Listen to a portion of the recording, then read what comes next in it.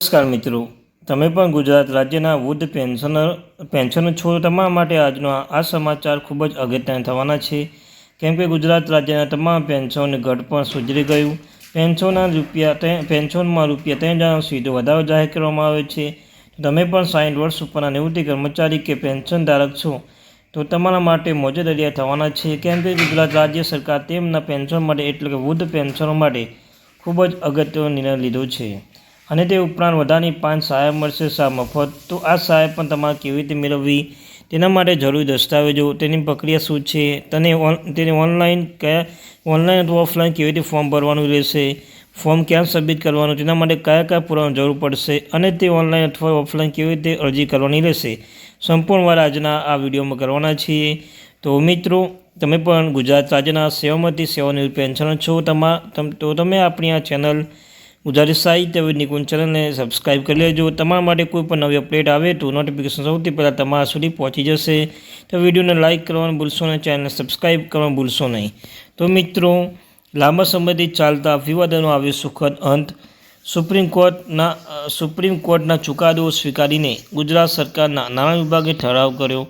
જૂન 2016થી retired 85,000થી વધુ પેન્શનને 750 કરોડ ચૂકવાશે.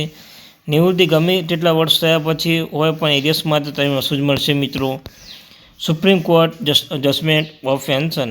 લાંબા સમયથી ગુજરાત સરકારનો હિસ્સો રહી ચૂકેલા સરકારી કર્મચારી પેન્શનની લડત ચલાવી રહ્યા હતા, ત્યારે આખરે સુપ્રીમ કોર્ટના ચુકાદાના પગલે આ વિવાદ સુખદ અંત આવી ગયો છે.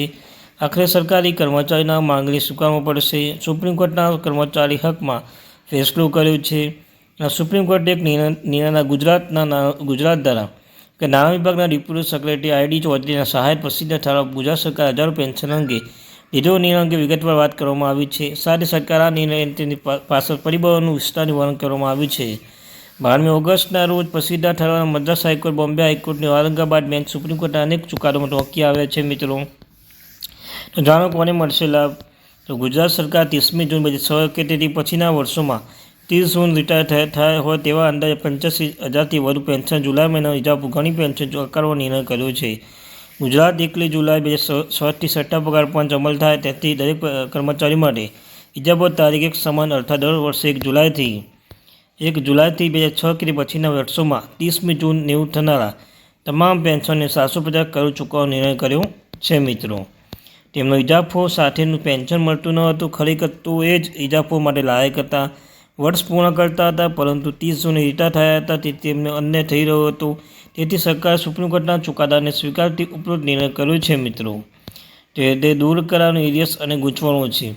સરકારે કર્મચારીઓના એરિયસ મુદ્દે ગૂંચવણા સજાવતા નિવૃત્તિને ગમે તેટલા વર્ષ થયા હોય, પરંતુ તે પૈકી માત્ર 3 વર્ષ જ એરિયસ ચૂકવવાનો નિર્ણય ગુજરાત સરકાર દ્વારા કરવામાં આવ્યો છે.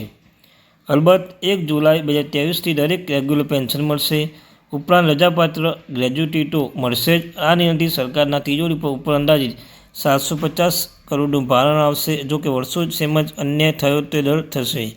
તો મિત્રો, જે તમને કહ્યું તેમ 1 જુલાઈ 2023થી દરેક રેગ્યુલર પેન્શન મળશે. તેમના ઉપરાંત રજાનો પગાર મળશે, ગ્રેજ્યુટીનો મળશે. આમ તમામ લાભ આ વખતે મળવા જઈ રહ્યા છે. તો ગુજરાત સરકાર દ્વારા એક મહત્વની અપડેટ આપવામાં આવી છે, તે દૂર કરાય છે એરિયસની ગૂંચવણો. તો મિત્રો, આવી અપડેટ મેળવવા માટે આપણી આ ચેનલ ગુજરાતી સાહિત્ય વિદ નિકુંજ ચેનલને સબસ્ક્રાઈબ કરી લેજો. સરકારી કર્મચારી, નિવૃત્ત કર્મચારી, પેન્શન ધારક બાબતે હર એક માહિતી આપણી ચેનલ એટલે ગુજરાતી સાહિત્ય વિદ નિકુંજ ચેનલ પર પ્રોવાઈડ કરવામાં આવશે. મિત્રો.